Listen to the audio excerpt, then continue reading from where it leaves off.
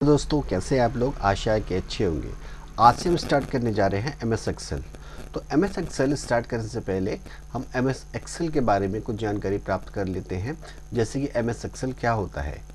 MS Excel एक spreadsheet application है जिसे माइक्रोसॉफ्ट ऑर्गेनाइजेशन ने बनाया था। और एमएस एक्सेल माइक्रोसॉफ्ट ऑफिस का एक पार्ट है। एमएस एक्सेल में जो हम काम करते हैं वो स्प्रेडशीट में काम करते हैं। और एक स्प्रेडशीट रो और कॉलम से मिलकर बनती है। और जहां रो और कॉलम मिलते हैं उस पॉइंट को हम सेल कहते हैं। और सभी डाटा हम उसी सेल में इंसर्ट या टाइप करते हैं। ज़्यादातर कंपनियां एमएस एक्सेल का यूज़ बजट बनाने, सिनेरियो बनाने, फाइनेंशियल स्टेटमेंट बनाने में इस्तेमाल करती हैं। और उस डाटा को विजुअलाइजेशन के लिए वो बार ग्राफ या चार्ट के ज़रिए विजुलाइज करती हैं। तो आज की इस वीडियो में हम देखेंगे एमएस एक्सेल में टेबल कैसे बनाई जाती है और उसको उस पर फॉर्मेटिंग कैसे लगाई जाती है। तो मैं Vishu Gupta computer mega class की इस वीडियो में आप सभी लोगों का स्वागत करता हूं। तो चलिए शुरू करते हैं आज का वीडियो। तो एक्सेल में टेबल बनाने के लिए हमको एक बात का बिल्कुल ध्यान रखना पड़ेगा कि हम जो टेबल जो बनाएं वो बिल्कुल शुरू से बनाएं। ये नहीं कि हम जहाँ पे मेरा कर्सर है हम वहीं से टेबल बनाना शुरू कर दें। तो टेबल जो हम बनाएं वो डायरेक्ट सेल A1 से बनाएं। तो सबसे पहले टेबल बनाने से पहले कुछ बेसिक चीज़ें हम जान लेते हैं। तो ये जो एक्सेल की जो शीट है, जो हम ऊपर से नीचे की तरफ आते हैं तो ये कहलाता है हमारा कॉलम्स।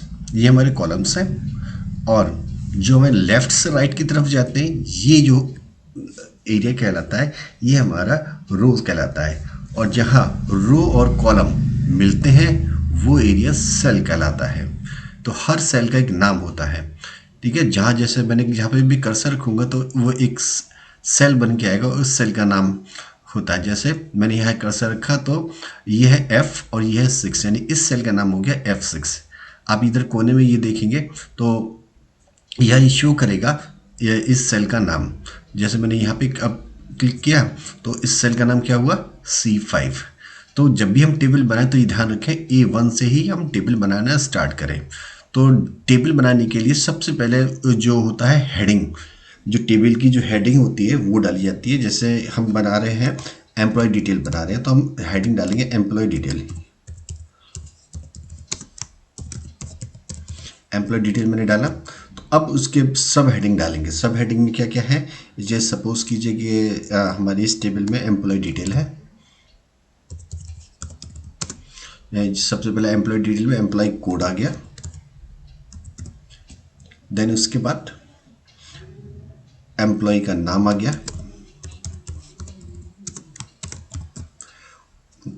ठीक है। फिर उसके बाद एरिया जोन आ गया।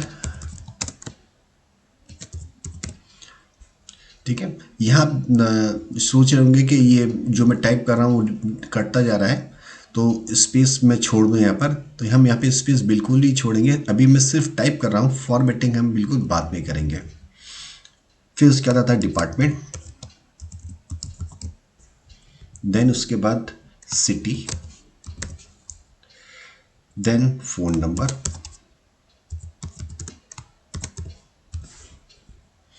Then designation.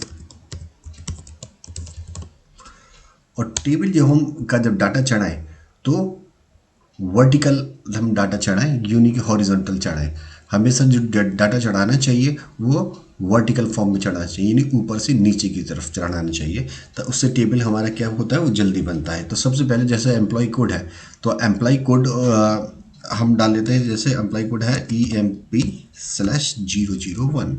ये हमारा पहला कोड हो गया एम्प्लॉय का, EMP/002।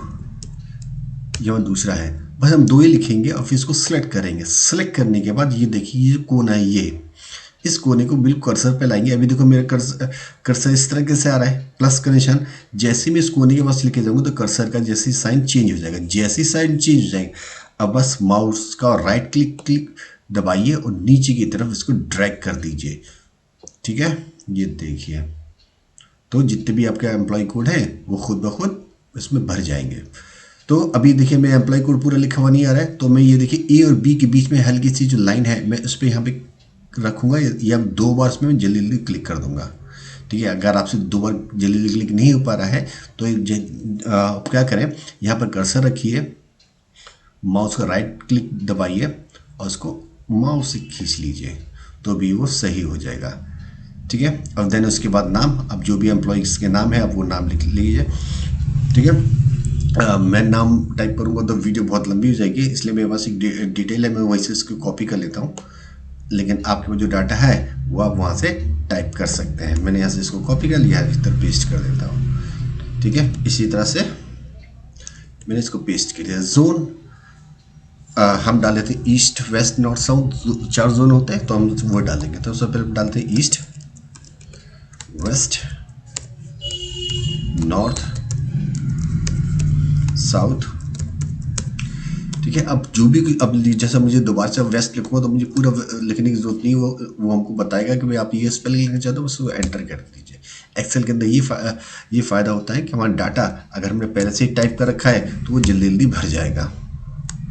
मैं कुछ भी ले लेता हूँ,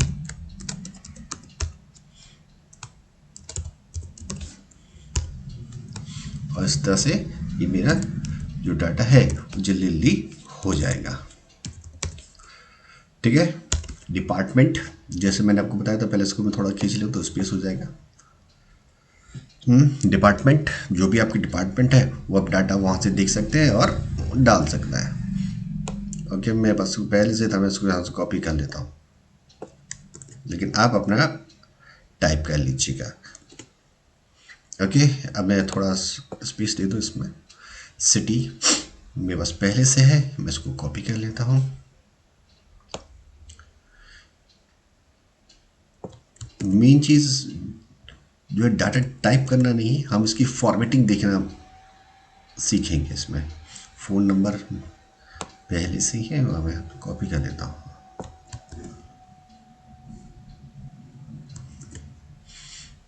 फ़ोन नंबर मिलाने मत लग जाइएगा, ये फ़ोन नंबर ऐसे ही लिखे हुए हैं।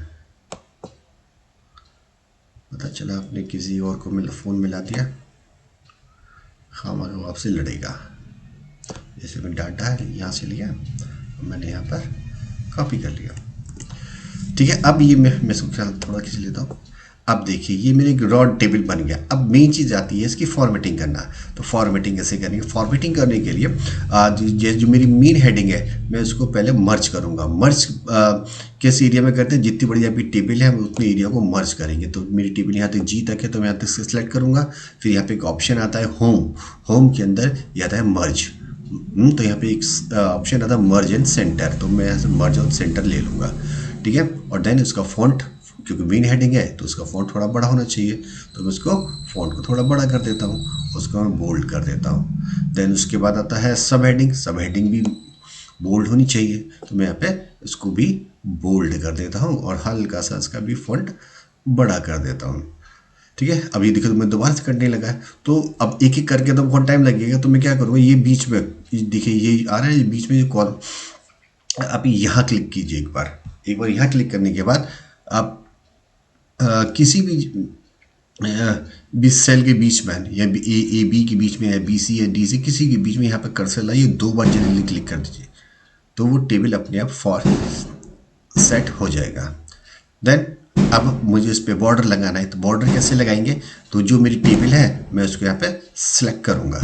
ठीक है, सिलेक्ट करने के बाद मैं होम के अंदर जाऊँगा।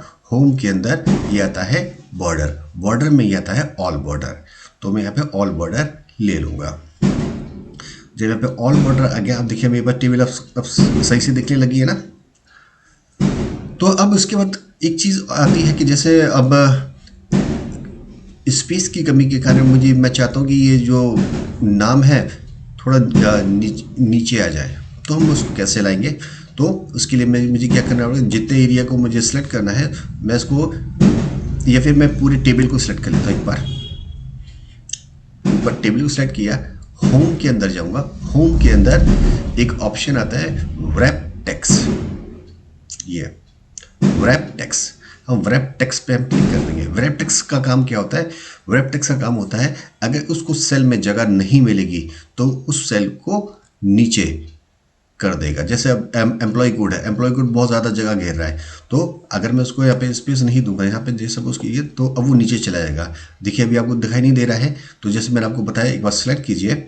अब पहले हमने ऊपर की तरफ क्लिक किया था 2 बार, अब हम यहाँ पे क्लिक करेंगे 2 बार, तो स्पेस पूरा बन जाएगा। अब देखिए अब एम्प्लॉय कोड नीचे आ गया और स्पेस भी हमारा कम लगा। इसी तरह से एम्प्लॉय नेम में भी मैं करूँगा तो इसमें स्पेस मेरा कम लगेगा। और यदि आपके पास टेबल बहुत बड़ी है, तो मेरी छोटी टेबल है, अगर आपके पास टेबल बड़ी है तो प्रिंट निकालने में भी आसानी होगी। देखिए अब ये टेबल बिल्कुल सही लग रही है ना। ये एक तरीका होता है प्रोफेशनल टेबल बनाने का। ये नहीं कि हमने कुछ भी लिया और टाइप कर दिया। टाइप करने से मतलब नहीं होता है। ठीक है। उम्मीद है आपको आज का वीडियो पसंद आया होगा। इसी तरह की मज़ेदार वीडियो देखने के लिए हमारे चैनल को लाइक करें, सब्सक्राइब करें और ज़्यादा से ज़्यादा अपने दोस्तों को शेयर करें। जब तक के लिए धन्यवाद। Thank you.